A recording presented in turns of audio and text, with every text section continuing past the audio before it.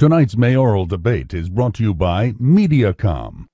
Upgrade your life with Mediacom. Live from the studios of Fox 31, the 2011. Welcome back. It's now time for Fox 31's 2011 Albany mayoral debate between B.J. Fletcher and Dorothy Hubbard. Now, tonight's program right now we received questions for the debate from community leaders through video as well as through Facebook question submissions. So the format of the debate will be as follows. Each candidate is going to get time for an opening statement. After that, we're going to move on to questions. Now, for the question part, each candidate will have up to 2 minutes to answer each question. Now, when they get to about 15 seconds left, I will then signal with my little 15-second card. If you go over, I'll ring the bell. If you go further, I'll just stop you right then and there by talking over you, because that's what I do best. Now, and if any candidate refers to another candidate in their answer, the other candidate will have a time for a rebuttal, probably about 30 seconds, which I will also be keeping time of. So now that the ground rules have been laid out, we're going to start in alphabetical order with opening statements, starting with B.J. Fletcher. Ms. Fletcher, you have 2 minutes for your statement. Thank you. You know, in the past few weeks, I've heard people say, BJ and Dorothy are both good people. It doesn't matter who wins. But I'm here to tell you, it does matter. There's a lot at stake, and there are some very big differences that will define Albany. We're at a crossroads right now. This is a critical time for all of us. What we're doing is not working. I'm telling you, it is not working. You know it, and we all know it. I make decisions every day. I look at facts. The facts are that Albany has terrible problems with poverty and crime. Our city government, with questionable spending, lack of vision, and weak leadership, is giving us more of the same. More poverty, more teen pregnancy, more crime, and more economic despair. They've spent years studying, planning, discussing, paying millions for consultants, creating analysis paralysis. Jobs have been lost, not created. Poverty has increased, not declined. Fear and despair have a stronger hold than ever. And trust in our leaders, with very good reason, is non-existent. I'm in favor of bridge building, but we have to break down the past. We have to support local businesses and bring new businesses in of all types, manufacturing, service, and creative class jobs. We have to protect our quality of life, to eliminate questionable spending and corruption. I am here to debate and present facts on the important issues facing our city. Albany needs some straight answers. I am looking forward to open and frank discussions this evening. It will take a strong business leader, a thinker, and a doer to fix Albany, and I'm ready to take it on. Thank you. All right, thank you for that. And now, opening statement from Ms. Hubbard. First of all, I want to thank you and the staff for Fox for inviting us here this evening. As you know, I am a candidate for mayor. I am from America, a native of Americus, Georgia, and came to Albany to attend Albany State. Went on to the University of Georgia. Spent 29 years being a public servant in this community and for the students in Albany. My leadership skills perhaps have been questioned, but they have been tried and tested, and my leadership skills have also been recognized. They were recognized by Governor Perdue, who was a different party affiliation from me, but who recognized the skills and leadership abilities that I have displayed throughout this city. And he did that by inviting me to be a member, or appointing me to be a member of Albany City Commission. So when I am mayor, I'm here too tonight to say that this is not all gloom and doom. We can move our city forward if we are willing to work together. And as your mayor, I am willing to work on education, because I believe that education is the key to success of not only individuals, but it's the key to success for our city. I also know that we need to work on crime, because crime is an issue for our cities, for our businesses. We also need to work on jobs and economic development, development, and the jobs that I want to propose will be through education. If you really have jobs that come through education, you will have jobs that you can pay yourself first, pay your bills, and have some left to live out of. I'm talking about building jobs that will help us to get better paying jobs and more benefits for our people. Also, we want to look at blighted properties. We are concerned about our city and the cleanup, and we want to make sure that we continue to work on that, that we give code enforcement the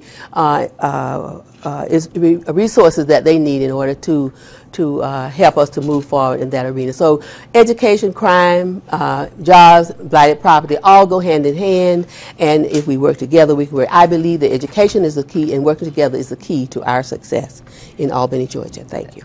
Thank both of you very much for presenting your platforms and what you stand for. We're now going to move on to our first question. There's been a lot of discussion about the city's general appearance. Our first question comes from Facebook from Jason Ward, who asked specifically, what will be done with old blight like the Heritage House building and the former old movie theater and anything else that's been sitting around for about 10 years? What will you do? Ms. Hubbard, we're going to go to you on that one first to talk about what you will do for blight in the city of Albany. Okay, the first thing I've said all along that I will support demolishing the Heritage House, and of course that's going to cost us a little money, but I will support demolishing it because it's been an eyesore, and in my huddles the people said that they wanted that property demolished. I will work with code enforcement to make sure that blighted properties are not left on the road for 10 years and that they are demolished in a timely manner based on the state laws that allow us to demolish them.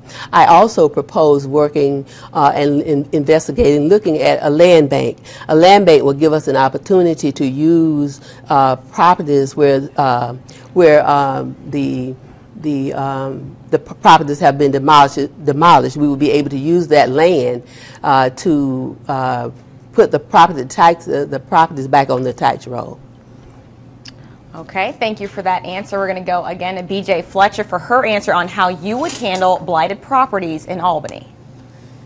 You know, the blighted properties just aren't commercial buildings. I've seen blighted properties in communities. We have homeowners that take all of their money and all of their time and they put pride into their homes, and then their neighbors is drug homes, etc. You know, to work with code enforcement, it's just time that we get code enforcement to do their job.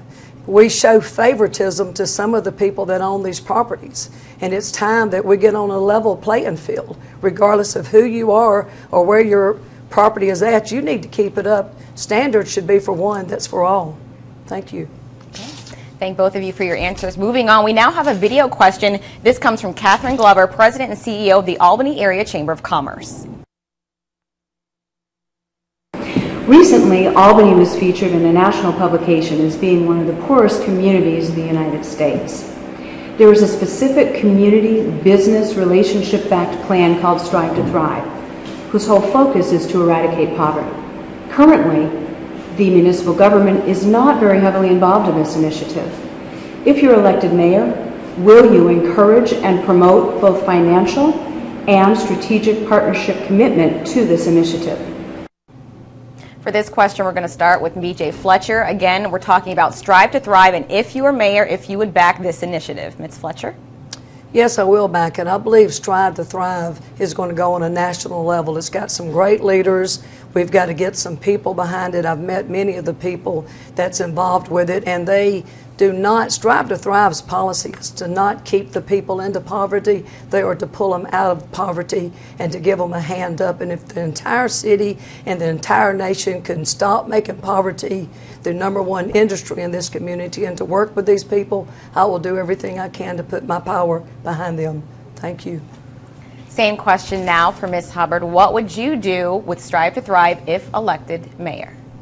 I have always said that I would support Strive to Thrive. I said that that was an initiative that I supported all along. I will support it.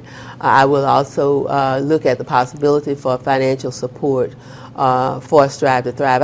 I've been involved in Strive to Thrive and have had some of the training, so I know what it's all about. I believe that we can move our away from the poverty level where we currently are if we continue. But see, again, that all goes back to education, and to me, Strive to Thrive is also educating people. They are teaching them how to live and how to make use of the funds that they have. So yes, I would support Strive to Thrive and would look at the possibility of some financial incentive for them. Thank you. All right, there you have it. Both candidates saying they would support Strive to Thrive. We now have that on record, so regardless of who is elected, we will be coming back to revisit that issue later. Now, one of the things we did was we asked the candidates to prepare a question for each other. It's now time for that question. We're going to start with Ms. Fletcher asking Ms. Hubbard a question. Same rules for timing apply, 2-minute answers. If not, I will ding you when you're done. First, Ms. Fletcher asking Ms. Hubbard one question. Ms. Hubbard, I have a leadership and character question for you. In the past, you have said that you don't see problems with corruption in Albany. I'm wondering what you would call Dellwood, University Garden Sand Dunes, Cutliff Grove, and projects like that. You've convened no hearings, no oversight, no investigations. Someone was asleep at the switch. If you didn't know there was corruption, you should have. This is just the tip of the iceberg. So far, these examples have cost the taxpayers $1.2 million, probably more before it's over with. Why didn't you take a position to find out not only where the money went, but how we can make sure it won't happen again? Why didn't you take the steps to get to the bottom of that type of corruption? Well, first of all, I do not call that corruption, because to me corruption means that there was some money taken and spent or misused by someone, and that we know who it is, and if there's corruption going on, then we ought to be reporting that regardless of who it is. So if you know that there's some corruption going on that I'm not aware of, then you need to report it to the proper law enforcement officer. That's the first thing. The second thing is, I will tell you that I'll be the first to tell you that mistakes have been made by me, by the commission, and will be made by you if you are down there.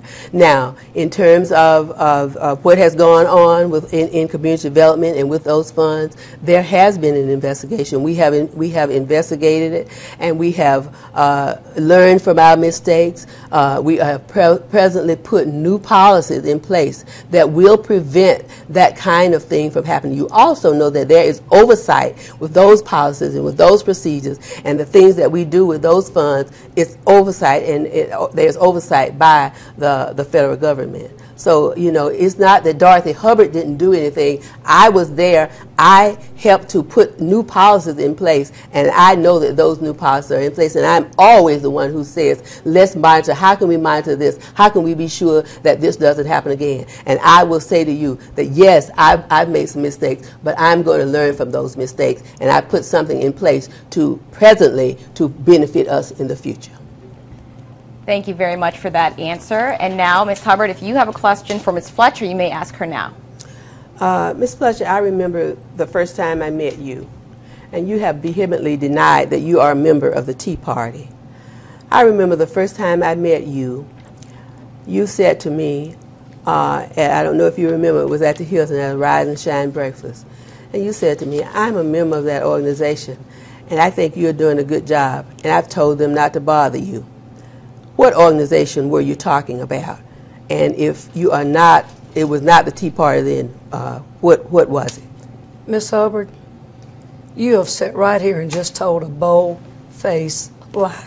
I'm not lying. Oh, that yes, is what ma'am, you said. you are. That is what you said. No, ma'am, you have That just is what sat you here said. and told a bold-faced lie. What did you say? I never even recall having a conversation with you about that.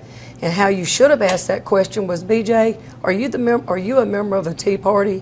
And I'm here to tell you that the scare factor that you're using is not working. I'm not because using I'm any not the scare member. factor. Ms. Hubbard, if you could let her talk and finish your answer, please. I'm not a member of a Tea Party, and I've never said that.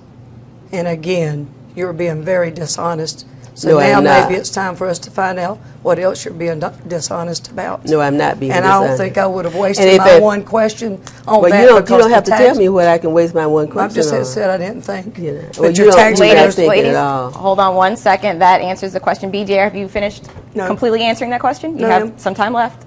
Okay. Taxpayers deserved a better question. But again, I see what type of person you are. Thank Well, you. Thank you both for answering that. That concludes the first part of the debate. We have much more coming up right after the break. Welcome back to Fox 31's 2011 Albany mayoral debate. We now have a video question submission from Dr. Anthony Parker, president of Albany Technical College. I'm Anthony Parker, president of Albany Technical College, and I'd like to ask the candidates how they would use our three higher education institutions, Albany Tech, Darton, and Albany State, to encourage our local industries to expand, and how will they use our educational resources to encourage new industry to move to Albany. We're going to start with Ms. Fletcher for that question. Again, President Parker is asking, how would you utilize higher education in Albany to expand local businesses and attract new industry? Ms. Fletcher. Well, I've said before, and that's a great question, Dr. Parker, because I believe he's one of the leaders in the state of Georgia to training our people and to helping our workforce. So many people say that we lack in a workforce, and I don't believe that. I would like for our local businesses, I would like for us to be able to provide incentives for them to keep our local people that's coming out of these schools. We are exporting our talent. Our talent is leaving this community as fast as they can, and with the right incentives and knowing what we can train our young people in, I believe all three institutions in this community will get behind them and help us to become a better community. All right, thank you very much for that answer. Now we're going to go over to Ms. Hubbard. Again, same question from Albany Technical College's president, Dr. Parker, asking how you would utilize higher education. Well, I would certainly bring all of the higher education institutions together and the stakeholders as it relates to education and job training. One of the things that I've said all along that higher education really plays a vital role in the creation of jobs, in the training for jobs, and for improving the educational system for our students in the city. Albany Tech could play and will play a vital role in anything that I do with job creation, with bringing and working with industry, so that they will train any students or for any jobs that are available, new jobs or jobs that are currently existing in industry. So I would certainly work with all three of the institutions, and definitely Albany Tech as for immediate technical training. Thank you both for your answers. We actually have another follow-up question from Dr. Parker. I'd also like to follow up with how they would encourage those who can't participate in higher education because they're adults without a high school diploma or GED to earn their GED so that they can make a greater contribution to our community and to their families. Ms. Hubbard, we're going to start with you on this one, answering how would you help people who are unable to go to college wanting to earn their GED or high school diploma? Ms. Hubbard? Okay, well, I know that there's a cost associated with it. I would want to look into helping them to defray the costs of taking the courses that allows them to and prepares them for taking and passing the GED.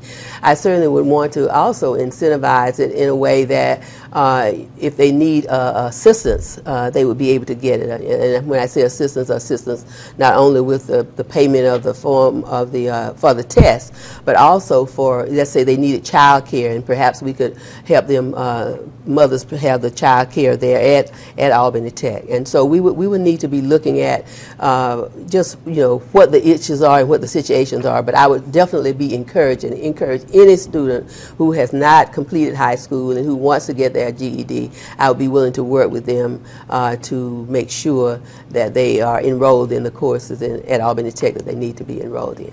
Thank you. Thank you. Same question now from BJ Fletcher. How would you help any adult who has not earned their high school diploma or GED and would like to? Well, Dr. Parker, I do that. Over the 10 years that I've been back in Albany, I've I've arranged many people's schedules so they can go back to school. I've been going over the 2012 budget here, and we've got so many bloated items in this budget. I don't see why we can't set aside the money to work with them. We have many students that have children, you know, and we don't have any daycare for them.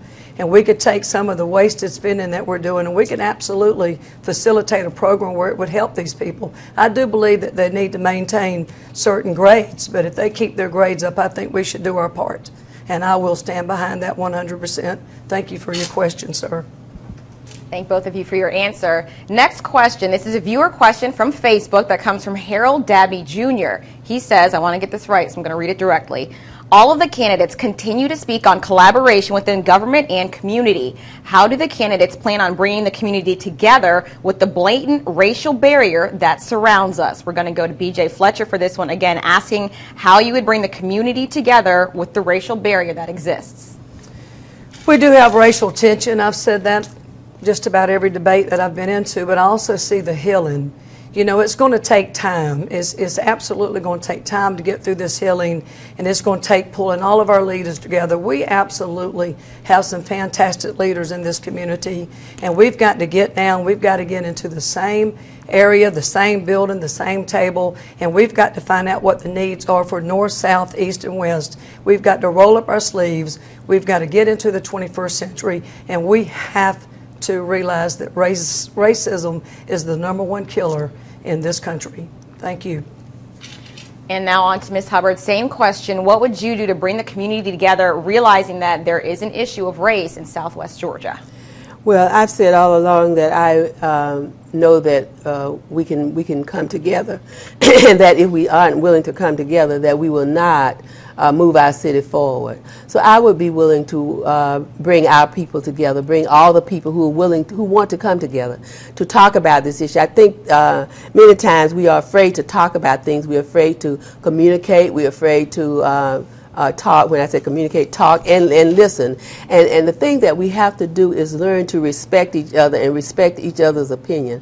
Also, I think that we have to work together. And some of the things that I'm working on and and thinking about and talking about doing in education will allow us to come together. Once we come together, we work together. We learn that she'll do okay. She'll do the work that she's promised that she will do. And that way we learn to gain respect for each other and for each other's areas of expertise. I think once we do some of that together, we can begin to realize that we are one people and we all need to work together in order to move our city forward. Thank you both very much for that answer. We have much more coming up on Fox 31's 2011 Albany mayoral debate right after the break.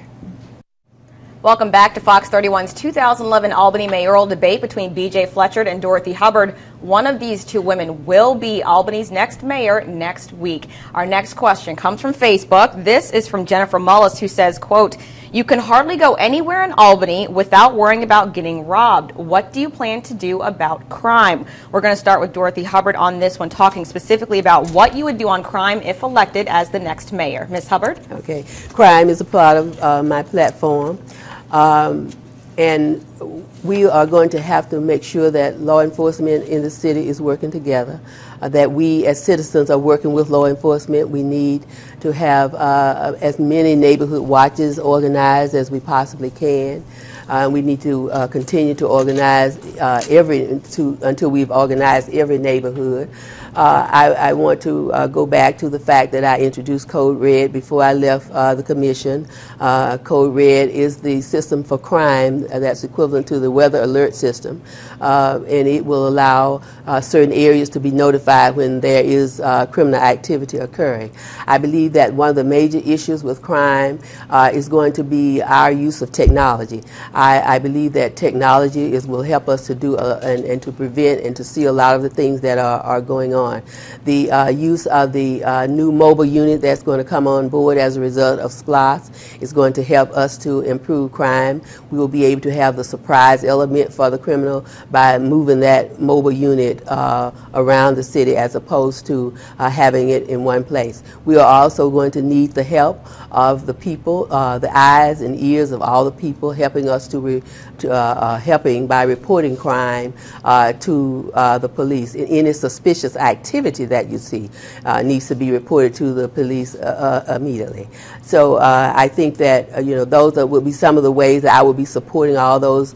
The Gang Task Force initiative, I will continue to support that, and just continue to evaluate and review the processes that are being used by the police and the technology that's out there that would allow us to prevent and deter crime.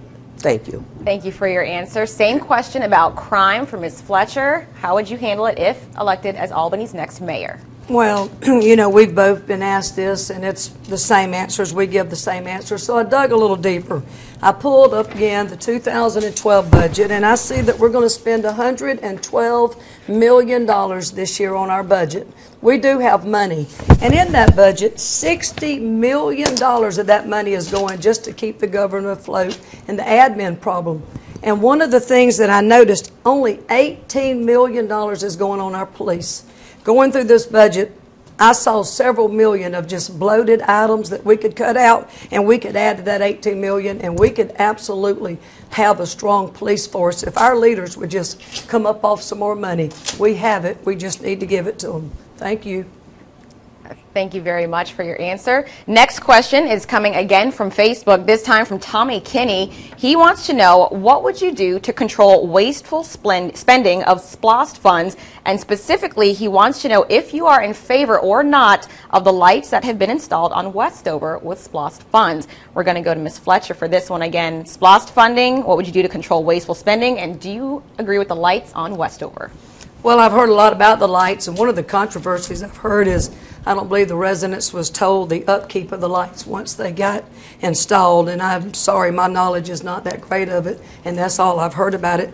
The SPLOST funding is great if it's used for what it's allocated for. It's earmarked and it's supposed to be used. Again, I'm not real sure sometimes that we follow the money, and yes, I mean, we need it. It's free money. It's money that all communities have. We just need to really watch what we're doing with this money. It seems like we have organizations in this community. There's only one or two organizations in this community that's benefiting from this money. We have hundreds and thousands of people in this community or businesses, but only a few is getting the money. Let's spread it out. Let's make it equal to everybody where everybody can maintain a living. Okay, thank you very much. Again, we're moving to Ms. Hubbard now. Same questions. What would you do to control wasteful spending of SPLOST funds? And specifically, do you agree with the lights that were recently installed on Westover? Ms. Hubbard? SPLOST funding is listed on the ballot. It is required by state law that you use SPLOST funding for what it's intended for. I mean, I don't understand, what the question is all about, in that you're supposed to use SPLOST funding for just what is spelled out on the ballot. You're not supposed, it's against state law to use it for anything else. So maybe there should be some additional communication going on, to the residents, but the lights on Westover were a part of one of the SPLOST projects that were passed and were listed on the ballot. So, there's not a lot that we can do because the people vote on SPLOST and we use the funds as they become available based on what's on the SPLOST list. And that's state law. So you agree with the lights? Yes. Okay. I mean, because it had to be approved, on a SPLOST referendum. All right, thank you very much. Next question, again from one of our viewers submitted via Facebook.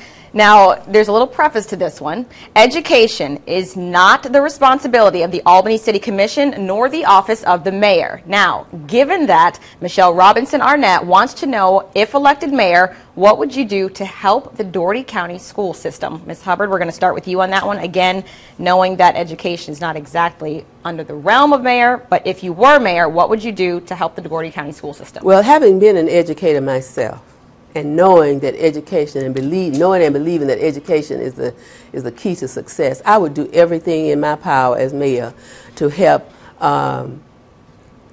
to see to it that our students are educated, our younger students in the public schools are educated, as well as people who are needing training and additional training. And I would, go every step of the way to do what I could to help them. But there again, I would just have to be working along with the Board of Education and other stakeholders in education and people who understand how important education is. But, it's going to be a difficult task because it means all of us, there again, going back to my theme of education and working together. And if we don't work together, we won't be able to do anything. Thank you for your answer. We're going to move to Ms. Fletcher. Same question, given that education is not the responsibility of the City Commission or the Office of Mayor. If elected mayor, what would you do to help the Doherty County school system? Ms. Fletcher? Well, there's not a lot that a mayor can do, but education starts from the bottom up.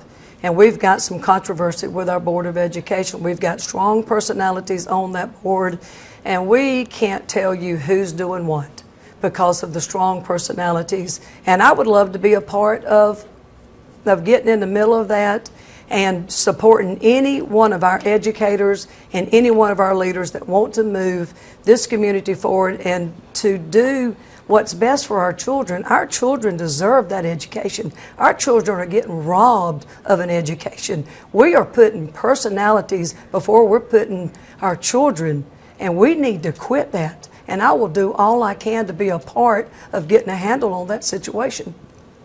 Thank you very much for your answer. We have one more question here. Some may laugh, especially if you're not from Southwest Georgia. We recently made national attention about a month and a half ago because if you take a stroll around downtown Albany, or even if you visit our local mall, you may see some body parts you don't really want to see. We recently passed the saggy pants ordinance. The question is from Ashley Branch. Do you agree with the saggy pants ordinance? We're going to go with Ms. Hubbard first on the saggy pants ordinance, and if you agree or not. Yes, I agree with the saggy pants ordinance.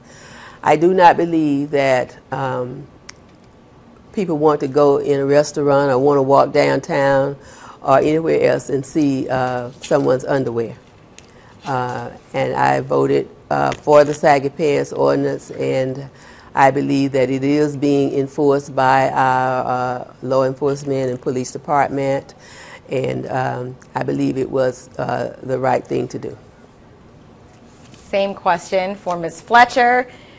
I know you've seen it before. You walk down the street, someone's pants are sagging a little bit more than a few inches. You see some body parts you don't want to see or some underwear. Do you agree with the saggy pants ordinance?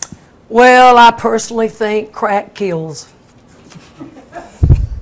And I've seen it, and it's a law, and I'll respect the law that it did make the books, and it's a law. I think we probably could have spent our time a little bit better, but I personally have asked young people before to maybe pull up their pants. If they work for me, I ask them to pull up their pants, or if they come into one of my businesses, and they're pretty cool about it. So it is something that we're going to have to ride out. We had bell bottoms, we had our belly showing, we went through our phase. So if we got to deal with a little bit of crack every now and then, we'll live through it. Thank you. Can I coach on that? You crack can kills? Crack kills. Okay, thank you very much. Another question we have from Facebook. This is from Charles Gillespie. What is your position of the effort to improve the resources and service at the Southwest Georgia Regional Airport? Ms. Fletcher, we're going to go with you for this one. Again, asking about improvements that would be made to the Southwest Georgia Regional Airport. Well, a lot of people seem to forget that the airport is a business.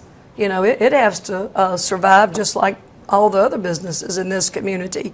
And we do need to get, I don't know a whole lot about it. I listened to the controversy about it, but we need to let our leaders sort it out. We've got some tremendous people on the board out there, and just let them work through. They know what we need. Okay, thank you for your answer. Now moving on to Ms. Hubbard, same question. When it comes to improvements in the Southwest Georgia Regional Airport, what is your position? I would think that the Southwest Georgia Regional Airport need the improvements that are being suggested. It has been quite some time, I believe, since that facility has had any kind of real updates and renovation. Renovations. There are federal regulations that require, and state regulations that require that we do certain amounts of upkeep. Some of the funding will come from those entities, and the city's match will be minimal. So I would agree that we need to update that facility and bring it up to status. And there are code regulations also that have to be followed. So it's important for us to make sure that we are on task with that. All right, thank both of you. So there you have it. Both of them saying that improvements need to be done and they support improvements at the Southwest Georgia Regional Airport. I know I said it once. They just told me one more question. Okay, so last one, hopefully, unless you guys give a 10-second answer. Here we go. This one coming from Harold Dabney Jr., who says, the election experienced issues with Ward 2. How do candidates plan on working with officials so that no more mix-ups happen again? Ms. Fletcher, we're going to go with you on this one about elections, some confusion that recently happened with Ward 2, and what you would do to work with officials to make sure it doesn't happen again. Oh, I believe it was a little bit more than confusion. We have people down from the state attorney's office that's looking at it. I think it was a tragedy what happened to Ms. Calhoun. I think that Mr. Hines being sworn in under a cloud of suspicion was a tragedy. I think what Ms. Strother is going through, you know, we have a neighbor a few miles down the road that's going through indictments in Quitman, Georgia, and I think that corruption has to stop. I know that we're being investigated, and I pray that they don't find anything in this community, but it needs to stop. A person's vote counts, and you need to not harass people at the polls. You need to not falsify documents, and I hope when they get to the bottom of this, and no matter who's involved, if there was some wrongdoings, I hope they prosecute them to the fullest. But what specifically would you do if elected mayor to make sure that this kind of mistake doesn't happen again?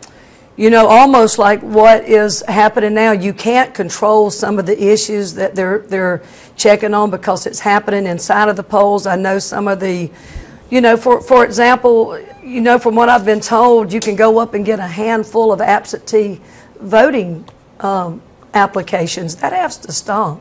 You know, just tighten up and just you know, somebody needs to be checked on. There's some things going on, and I'm going to take a part of this regardless of what happens, because this was wrong, and this has caused a lot of heartache, and it's cost Ms. Calhoun a lot of money. $800 to her in signs. I hope that some community leaders come together and pay that woman her money back, because what they put Ward 2 through, and Ward 2 is a good community. You know, they've not had leadership in a long time there. They need good leadership, and, you know, they're on the spotlight again. All right. Thank you very much. Ms. Hubbard, same question when it comes to Ward 2. There was some drama with the recent election. What would you do to make sure that doesn't happen again if elected mayor? Okay, first of all, I do feel very strongly about that ward, because that is the seat that I vacated, and, you know, if I had not vacated that seat to run for mayor, then perhaps all that would not have happened. The thing, though, is that elections are controlled by the state. The election laws are state laws, and so while I have opinions about some things, there's not a whole lot. There would not be anything that the mayor can do, because the state laws are election laws. So that would be my opinions about that. Would be that I would have to work with the state legislative delegation, because as mayor, I would have no control over that, no input. We don't have any input as to what happened in the elections office at all. Thank you. Thank you for both of your opinions on. Sorry about that. Thank you for both of your explanations on Ward 2 and your position on that. Again, this is going to conclude the Fox 31 2011 Albany mayoral debate. We would like to remind you that early elections are continuing through this week and on Friday. However, the official election runoff will be Tuesday, December 6th from 7 a.m. to 7 p.m. All the precincts will be open, and election officials want us to remind you that even if you didn't vote earlier, you are allowed to vote in the runoff. So if you're a registered voter, we're asking you to go out and go to those polls. Fox 31 is not telling you who to vote for. We just ask You cast your ballot. One vote is one voice. Thank you for both of the candidates for participating. We certainly do appreciate it. Thank you to everyone at Fox 31 News who made this debate possible. On air, online, we hear 24/7 at mysouthwestga.com. Have a great evening.